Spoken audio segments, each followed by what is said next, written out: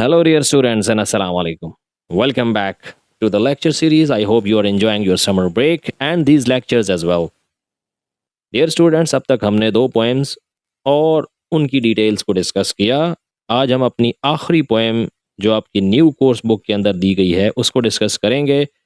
And this is also a very famous and most celebrated poem, Because I Could Not Stop for Death by Emily Dickinson. ये आखिरी poem है जो आपकी किताब में दी गई है. टोटल 3 पोएम है. आगे जाने से पहले पोएट का ज़रा मुख्तसर तारुफ पढ़ते हैं. Emily Dickinson, 1830 to 1886, was an American poetess widely regarded as one of the most original voices in English literature. She was born in Massachusetts and spent most of her life in seclusion. ये एक American poets थी और इन्होंने अपना ज़्यादातर वक्त तन्हाई में गुजारा. सेक्लूजन माना तन्हाई. Rarely leaving her family home, despite her reclusive lifestyle. Reclusive का मतलब होता है अलग थलग, लोगों से परे. Dickinson produced nearly 800 poems, though only a handful were published during her lifetime. Poets ने तकरीबन 1800 पोएम्स लिखी, लेकिन उनकी ज़िंदगी में बहुत कम ही पोएम्स थी जो पब्लिश हुई. Her poetry is known for its unconventional style with short lines, slant rhymes and unusual punctuation, particularly for her frequent use of dashes. Emily Dickinson का एक यूनिक स्टाइल है. बिलखुसूस इसकी पोएम्स के अंदर हमें एक पंचुएशन डैश यानी डैशेस का बहुत इस्तेमाल मिलता है. इस पोएम के अंदर भी आपको मिलेगा. She explored themes such as death, immortality, nature, love, faith and search for meaning. ये सारे के सारे एमिली डिकिंसन की पोएम्स के मौजू रहे हैं. Her unique voice was not fully appreciated until after her death when her poems were collected and published. Emily की मौत के बाद ही दुनिया ने उसके हुनर को पहचाना. Today Emily Dickinson is celebrated as one of the greatest poet of the 19th century. आज 19वीं सदी की सबसे बड़ी जो पोइट्स की सीरीज है उसमें एमिली डिकिंसन का नाम सर फहरिस्त है. And a Pioneer of modern American poetry. और डिकिंसन को जदीद अमरीकी शायरी का बानी समझा जाता है. आइए इसकी जो हमारे कोर्स में दी गई पोएम है इसको पढ़ते हैं. बहुत गौर से एक एक लाइन को आपने पढ़ना है. Because I could not stop for death. क्योंकि मैं मौत के लिए खुद को ना रोक सकी या मैं मौत के लिए रुक नहीं सकती थी. तो स्टूडेंट, आपने यकीनन जज कर लिया होगा कि ये पोएम बेसिकली डेथ के गिर्द ही घूमेंगी. बहुत गौर से सुनना है आपने. Because I could not stop for death, क्योंकि मैं मौत के लिए ना रुक सकी. ही काइंडली स्टॉप्ड फॉर मी. वो बड़ी मेहरबानी से खुद मुझे लेने आ गई. अगरचे ही का प्रोनाउन इस्तेमाल किया गया है, ये मौत को पर्सोनिफाई किया गया है, लेकिन हम ज़रा नेचुरल फ्लो के लिए ही को शी के तौर पे उर्दू में तर्जमा करेंगे. सो कह रही है मैं तो मौत के लिए ना रुक सकी, मौत मेहरबानी से खुद मुझे लेने आ गई. The carriage held.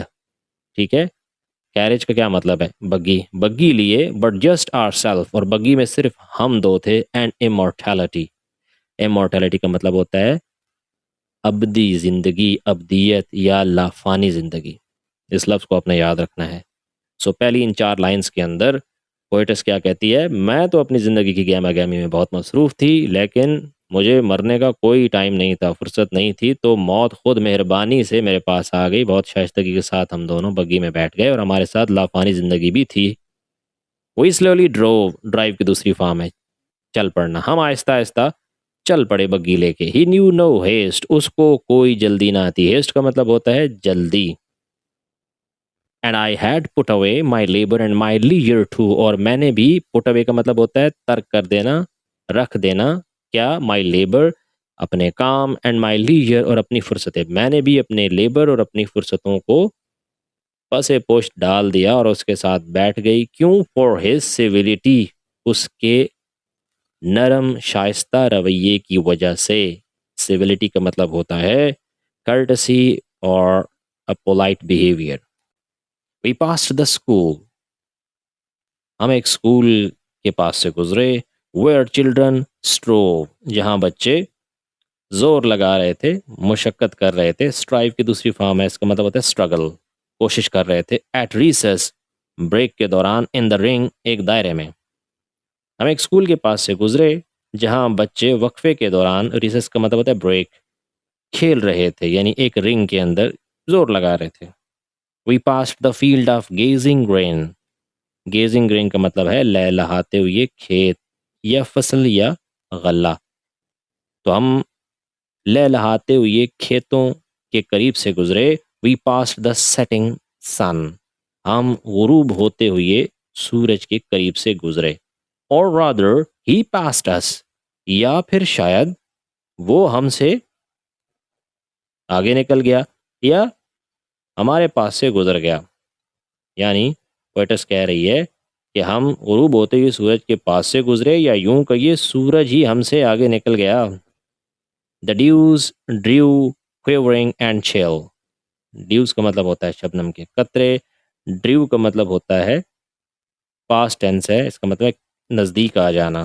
क्वेवरिंग का मतलब है कांपना एंड चिल का मतलब है सर्दी। तो इस पूरी लाइन का तर्जुमा ये हो गया कि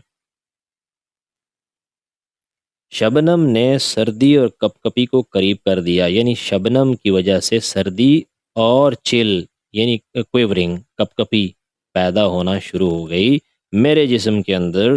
for only gossamer my gown.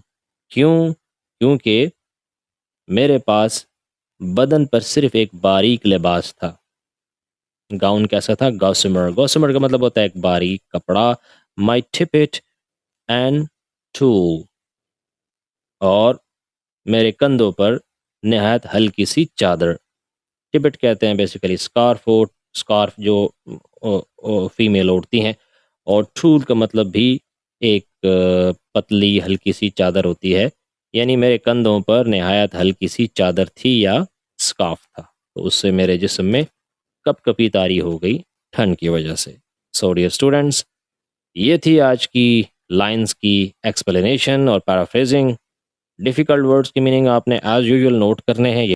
I hope ये लाइंस आपको अच्छे से समझ आ गई। बहुत आसान इंग्लिश में लिखा हुआ है, डिफ़िकल्ट वर्ड्स को हाईलाइट कर दिया गया है। इंशाल्लाह इस लेक्चर के बाद अगला लेक्चर भी हम 2 स्टैंजास को डिस्कस करेंगे और वो होंगे हमारे आखिरी स्टैंजास। जुड़े रहिएगा, तब तक आई एम साइनिंग ऑफ। अल्लाह हाफिज़। So dear students, I hope कि ये वीडियो आपको बहुत पसंद आई होगी। अगर आपको ये वीडियो पसंद आई है तो लाइक्स, शेयर्स एंड कमेंट्स ज़रूर कीजिएगा। मिलते हैं एक नई वीडियो के साथ जल्दी। Till then I am signing off. अल्लाह हाफिज़।